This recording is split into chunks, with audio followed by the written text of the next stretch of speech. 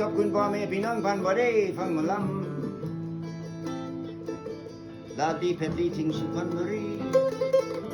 สุรบุรีเลี้ยวขวาโอโคราช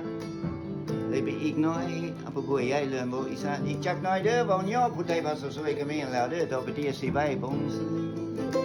ไว้เอาเจ้าเด้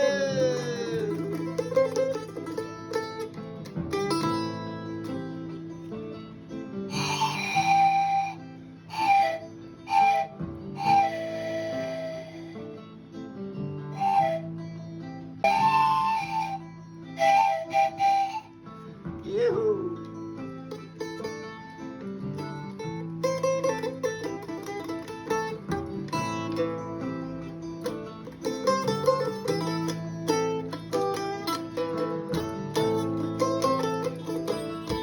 โอ้ยขอบคุณพ่อแม่พี่น้องพันบ่ได้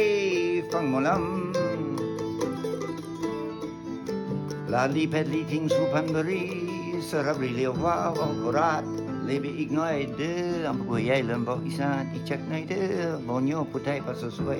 ก็มีแล้วเด้อต่อไปที่สิบายคอยหักเจ้าเด้อ